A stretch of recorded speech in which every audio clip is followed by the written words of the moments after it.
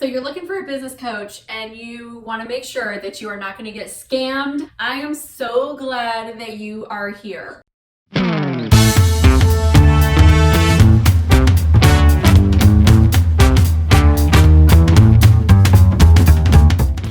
I have hired a lot of really amazing business coaches, and I've also had some really big expensive mistakes that I would not like to repeat again.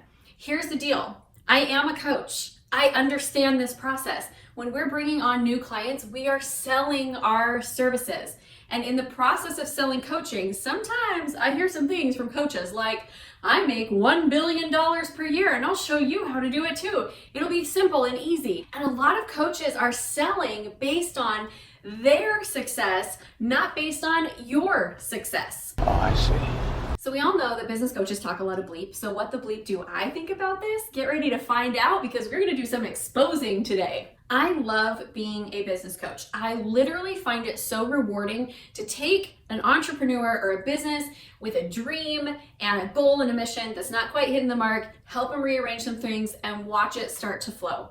That is amazing, but I don't always love my industry. In fact, to be honest, there are some real sleazeballs in my industry and it makes me really angry to see some of the bad business practices that they're doing. I will point some of them out in the video today. I am going to give you my red flags that when I see these things, I'm like, oh no, no, no, run the other direction as fast as you can. I am also going to go through the process of how you vet a business coach and make sure that they are the right one for you. I will do whatever it takes. But, there are some things that just really make me mad today and we're gonna talk about them. You know what, I'm even gonna share the worst, most dishonest thing that I've ever seen in my industry. I told the person that they needed to go find an attorney and they needed to sue. It was that bad and I am not an overly litigious person. So we're gonna bear the dirt. Very first thing you need to know when you're trying to find a coach is what kind of coach do you need? Now this is one of my pet peeves when mindset coaches present themselves as business coaches. I can't stand this because mindset coaches are valuable as mindset coaches and I hire mindset coaches. In fact, my mindset coach this year made my business growth explode and it was easier than it's ever been before. I had my highest sales year and it was my easiest year in 2021. But my mindset coach does not claim to be a business coach. A mindset coach is going to help you with things like belief, confidence, relationships, getting past your mental blocks, reprogramming your subconscious so that you're capable to create more with ease. Again, all of those things are extremely powerful, but I cannot stand watching mindset coaches claim to be business coaches and then people come into their programs thinking that they're going to grow their revenues, they're going to work on sales, they're going to work on marketing, and the whole marketing and sales strategy is to work on your mindset. No, you're a mindset coach. Just claim to be what you are and you'll attract in the right people and you'll have less mad people at the end of it. Hello, coaches. I know the coaches aren't necessarily who's watching this, but makes me cringe. So the reason why you hire a business coach is to have someone specifically work with you on your business and helping you to generate money. If they're doing other things, not a business coach. Doesn't mean they're a bad coach, just not a business coach. So what are some of the types of business coaches out there? Because again, there's a wide variety. You can have sales coaches. You can have a coach that helps you build systems. You can have a coach that helps you with your hiring plan. You could have a financial coach that's helping you get your profits in order. There are a lot of different types of coaches out there.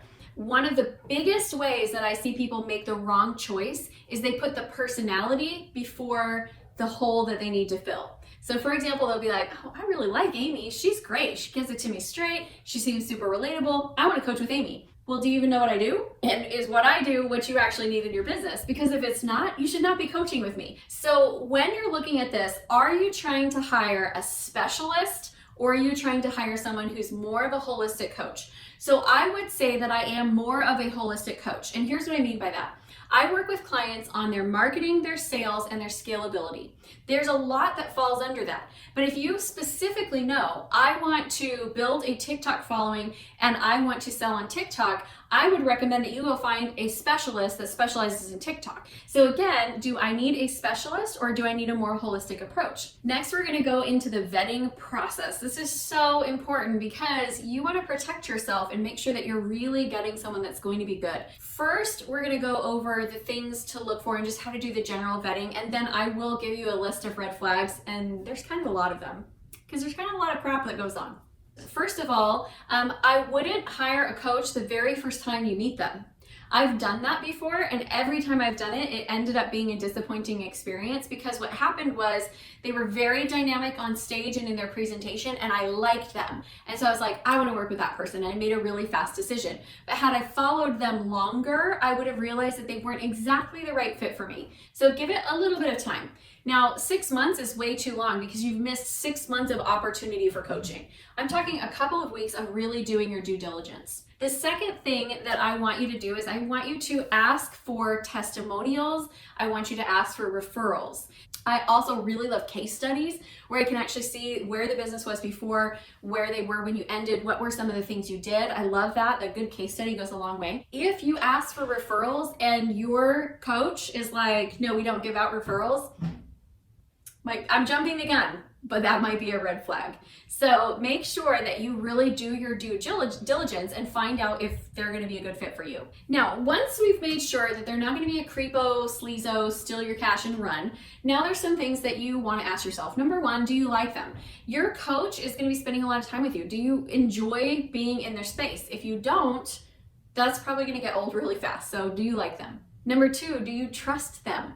We were just recently talking about hiring a coach that is really good at producing results. And as my team was talking, we've had interactions with this person in the past, and somebody said, you know, I don't really trust them, and here's why. And it was like, as soon as we realized that we don't really trust them, we were like, okay, then that's a no. The next one is, are you willing to create success the same way that they want you to create success? An example, I hired a speaking coach once, and he was a great speaking coach. But when it came to the side of the business of speaking, his model was to be on airplanes traveling all the time. And at the time I had 5 little boys, and it was like, that just doesn't work for me. So make sure that you understand the method that they want to pursue and see if you're willing to do it. And then the last thing is, are you clear on what the plan is? Do they have a plan for your business? Not just a conveyor belt plan that everybody goes through, but like, do they actually understand your business? Can they see how to transform it? And is there a plan in place? Last thing, do you have a plan for paying back the fee? I mentioned in another video at another time that it didn't make sense when I first started out. I had the wrong client, and I was trying to go after moms who wanted to do business, but a lot of these moms wanted to earn like an extra $500 a month, but I was selling programs that were more like $25 to $500, and it doesn't really make sense. It takes too long for them to earn back their money. If you look at the program and you don't have a plan for how you're going to pay for it and how you're going to pay yourself back, like you can't see a return on investment, then it's probably not a fit for you, no matter how great the program is. And now my list of red flags. There are so many that I actually have to hold up my computer and go over this list. So here we go. Number one, they make big promises, but they won't tell you how they're going to accomplish it. That was my big hiring mistake. Big promises and no details on how they were going to actually accomplish it. Next, there are no program details in the contract. So it's very general. Oh gosh, I have seen people sign people up for programs and then not deliver on what they said they were going to deliver on, and just be like, oh yeah, we're not doing that anymore, we're doing this now. But this is not what they wanted, and the client would not have signed up for this. They signed up for that. Next, there is no contract. That's always a really big red flag. There needs to be a contract. It protects you and it protects them. The next one, remember I told you I was going to tell you the skeeziest thing I've ever seen? There was this guy, and I'm not going to mention names, but this was his sales tactic. He would get them to get like really emotional about the thing that they wanted, and then he would have them sign a contract that was covered up, and he hadn't told them the price. And when they would be like, well, how much does it cost? He'd be like, no, if you're committed to the change, then you're committed to doing this no matter what. And then he would have them sign, and then he would show them the program cost. And it was like a $25,000 program, and they signed without knowing that, and then he would try to hold them accountable for it. Like, no, no, no.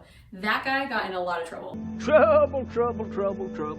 Number one, they have an excessive amount of bad ratings online and angry clients. The next thing is they don't specialize in what you need, but they're trying to close you anyway. Guys, as soon as I realize I'm not what they need, I tell them, hey, I don't think I'm going to be a fit for what you need, but let me direct you towards something that could be a good fit. This one's not like creepy, but it still is a red flag. They're charging such a low amount that they're probably not making very much money either. I had this happen once where I had a sales call with somebody, and then we followed up to do the closing call, and she said, well, I found out that you're really expensive. And I was like, okay, well, tell me about this. And she said, I met with this person at my BNI group, and she's going to do everything for me that you're going to do for me, except she's going to do it one-on-one, and she's only going to charge me $500. And this was like a year-long coaching program. And I think I was at the time charging like, I don't know, $7,500, something like that. And so I was like, okay, well, let's just do the math on this. How many hours is she putting in? And we figured out how much she was making per hour. And I said, and that doesn't even cover any of her administrative costs, any of her business expenses. It doesn't include the cost of marketing. The lady was making probably like $10 an hour. I was like, you can go with her if you want to, but here's the deal. I don't want to work for that. I don't really want you working for that either. But if that's where you want to go, I fully support you in it. And you don't want a coach who doesn't know how to make money in their own business. All right, here's another one. They try to rush the decision making and then make you feel like something's wrong with you if you want time to think about it. I don't let people take a month to make the decision, but I will definitely let people like take a deep dive into their heart and soul and figure out what is right for them. Because when my clients say yes, I want it to be a really good, solid yes. Another one, and this one I think is done a little bit less maliciously, but I still think it's a red flag, which is selling the wrong strategies at the wrong time. So I had a sales conversation with a gentleman years ago who was so excited because he had purchased this big program. It's a very famous, well-known program on launch strategies. And he was going through this launch strategy with me. He's like, but I can't figure out why it's not working. I was like, well, how many people on your email list? He's like, guys, he literally said 10. This is the wrong strategy at the wrong point in time. You don't have an email list, and this whole strategy is based around launching to your email list. I was like, it's not gonna work for you right now. And then the last one is just unethical processes. Like, again, I have seen some things, like flying women out and promising them that you're going to make them a superstar and then also trying to sleep with them. It's gross, I'm just saying. And I really, my intention with this is not to like delve into so much muck and problems that are out there. What I really want you to do is I want you to be able to spot the bad things so that you can just go, nope, not for me. So I hope that this has been insightful and helpful for you. Again, focus more on the things we talked about at the beginning. What are the things that you really want in a coach? What are you looking for? What are the needs that your business has? And then just keep those red flags in the back of your mind. And when you see one, just be like, oh, that's a red flag. I'm gonna go this direction. It doesn't need to be a big deal, but it can keep you and your business very well protected as you're out there finding the right business coach for you. Now you know how to find the right business coach. And if you're listening, you're like, I think Amy might be the right business coach for me. I would love to talk with you and let's dig in, see what your needs are and see if I can fill them. So down below, there is a link to our Sales and Marketing GPS, and you can just fill out that questionnaire, help us know a little bit more about your business, and then we'll start talking about your strategies and your improvement plan and what that process would actually look like and answer any questions that you have. So the next video I want you to go watch is how to create consistent 10K months. Thanks so much for being here. I'm Amy Walker, and thanks for watching BLEEP Business Coaches Say.